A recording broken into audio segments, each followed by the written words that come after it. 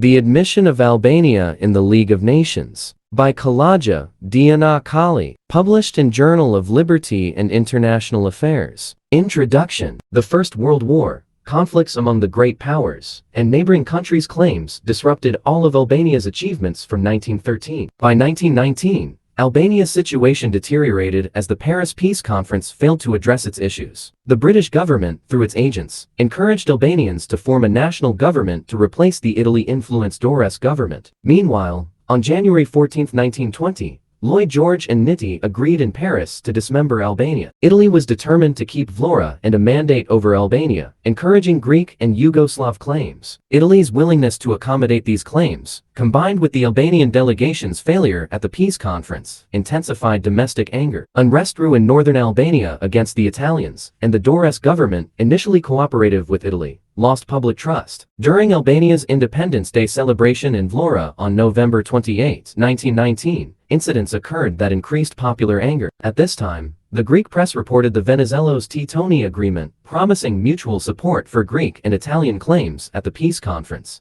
causing further discontent. Disillusioned with European diplomacy, Albanians convened the National Congress of Lushnjë on January 28, 1920, led by Sulejman Delvina, demanding full independence. The Congress expressed a desire for harmonious relations with neighbors and urged Italy to respect Albanian independence. The Lushnjë Congress established Albania's internal organization, forming a new government under Delvina. Legislative power was vested in a parliament that first met on March 27, 1920. The Congress aimed to extend state administration nationwide, secure territorial integrity, and achieve international recognition. By February 1920, Delvina's government extended its jurisdiction to most Italian-occupied territories and unified Shkodra with the national government of Tirana on March 13, 1920. The Tirana government sought Italy's cooperation through the military command in Vlora, but Italy refused to discuss sovereignty over Vlora. Despite internal and external pressures, Italy's new government under Giovanni Giolitti, formed on June 15, 1920, posed a protectorate over Albania and supported its independence. The Albanian volunteers initiated attacks against Italian troops on June 5, 1920, with unofficial government support. Negotiations between Italy and Albania were disrupted due to the ongoing Titoni-Venizelos agreement. After renewed conflict, Italy abrogated the agreement with Greece on July 22, 1920. The Tirana Agreement on August 2, 1920, declared Italy's respect for Albanian sovereignty and territorial integrity,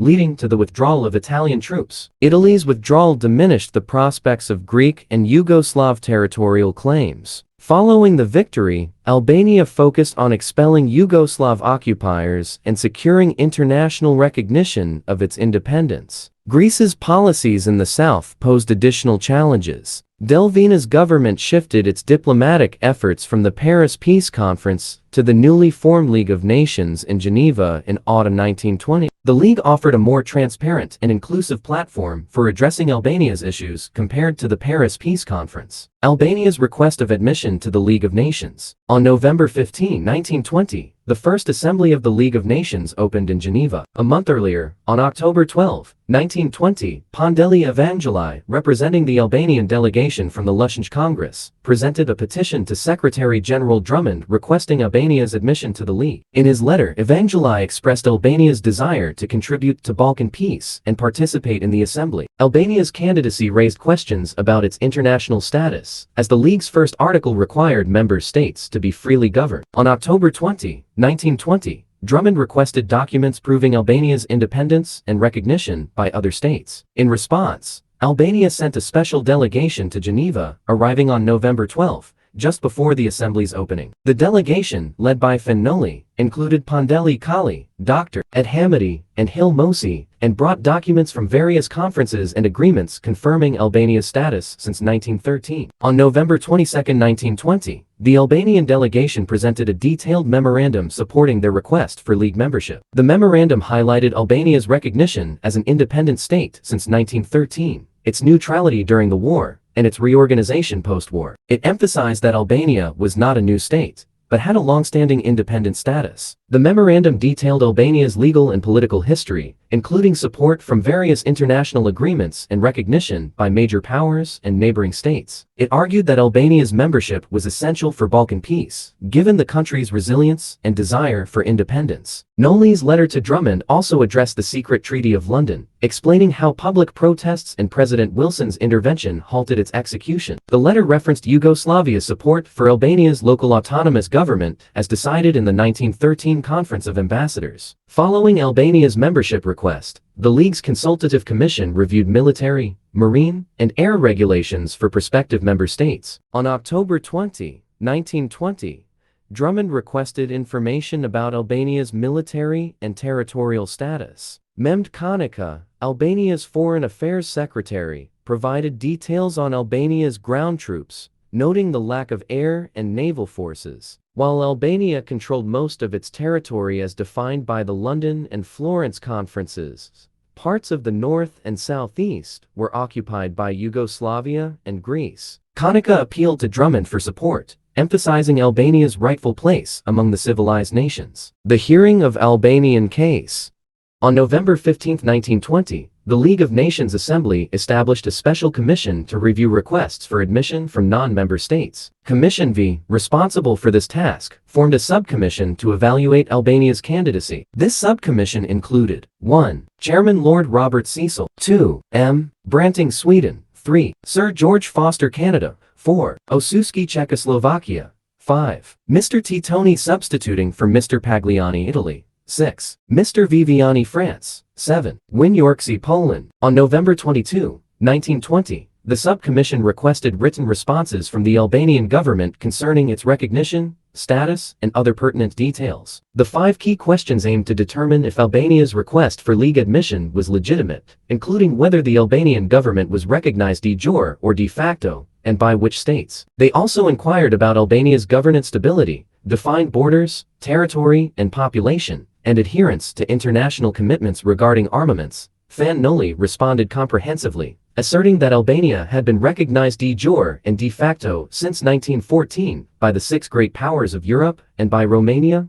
Serbia, Bulgaria, and Greece, which had all sent diplomatic representatives to Durs. Albania's territory was approximately 20,000 square kilometers with nearly 1 million inhabitants. Its government comprised a House of Deputies elected by the people, a Council of Ministers accountable to Parliament, and a Council of Regency appointed by the Lushnj National Assembly. Noli affirmed Albania's readiness to fulfill international commitments and respect League directives on armaments. On November 30, Fan Noli addressed the Assembly of the League of Nations regarding the memorandum presented by the Secretary-General, focusing on Albania's admission. He argued that the secret Treaty of London of 1915, not officially publicized by the great powers, lacked juridical value under international law. He reiterated that Albania's international status had remained unchanged. The process for Albania's admission involved 2 phases: debates within Commission V and discussions in the Assembly's plenary session. In a letter to Pandeli Evangeli, Noli informed him of the great powers and neighbors' positions. He noted that Great Britain and Italy were indifferent, France showed interest following Venizelos' fall, and Greece and Yugoslavia opposed Albania's admission. However, a high official close to CL Minso facilitated Albania's case, with Belgium, Spain, Latin American republics, and even Japan showing support. On December 4, 1920, Commission V reviewed Albania's case based on the subcommission's report. The discussion revealed a bias against Albania's admission, influenced by the Secretariat's juridical section. On December 6, Lord Robert Cecil, as chairman of Commission V, presented the subcommission's report, advocating for Albania's admission. He argued that objections based on Albania's neighbors were unfounded, emphasizing Albania's strong national sentiment and recognized borders. However, opposition led by France's delegate, Vivian, proposed postponing Albania's admission until its final status was determined. This proposal was supported by Serbian and Greek delegates, and the Italian representative Pagliano, who argued for a cautious approach. Despite support from Great Britain and Canada, which highlighted Albania's qualifications as a state, Vivian's postponement proposal prevailed with 13 votes to 8. The Commission's report, reflecting Vivian's resolution, was submitted to the Assembly for consideration. The membership. The plenary assembly's invalidation of the Commission's insecurities led to outdated claims that Albania lacked a constitution, borders, or statehood. and its international status needed clarification. The League's legal section sought further information and concluded that the Treaty of London was valid, despite its non-implementation and the cancellation of C.L. Manceau and Lloyd George's decisions in favor of the Rapallo Treaty. The legal section determined that the agreement's invalidity was due to the lack of control exercised over Albania during the war, questioning if these agreements met the conditions to define Albania as a state governed freely. During this period, the Albanian delegation in Geneva, led by Noli, garnered British support by highlighting the risks of excluding Albania from the League. Noli's discussions with British diplomat A. Nick Olson and subsequent lobbying efforts, including meetings with Lord Robert Cecil and other influential figures, were crucial. Italy's support,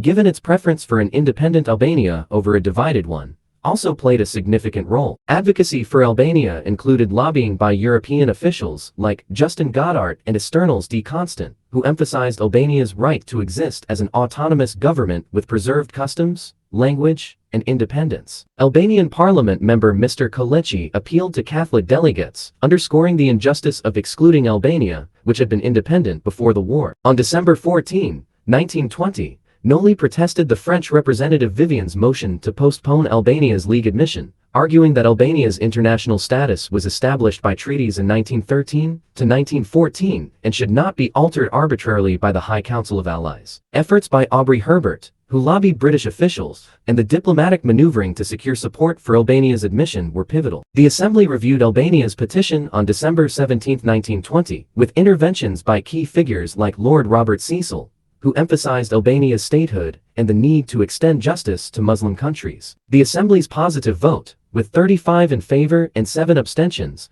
led to Albania's admission to the League of Nations, marking it as the first state to join without initial diplomatic recognition. This admission facilitated the establishment of borders and diplomatic relations, providing Albania with a platform to voice concerns and seek justice within the League. The peace conference failed to resolve Albania's situation. However, Albania's admission to the League of Nations and its recognition as a sovereign nation were achieved through vigorous advocacy by Great Britain. This advocacy was driven by Britain's interests in securing concessions on kerosene rather than by altruistic motives, as noted by Aubrey Herbert in his memoirs. The shift in fortunes can also be attributed to political changes in Greece, following the loss of power by Prime Minister Venizelos and the restoration of King Constantine I, whose return prompted Britain and France to reconsider their support for Greek territorial expansion. Initially, Albania sought League membership to ensure its borders, defined in the 1913 London Conference of Ambassadors, and protection against aggression. However, final resolution of border disputes was achieved a year later at the Second London Conference of Ambassadors, endorsed by the League's withdrawal, and on November 9, 1921, the victorious great powers Britain, France, Japan, and Italy formally recognized Albania's borders and government. Subsequent stabilization and economic development became the responsibility of local stakeholders.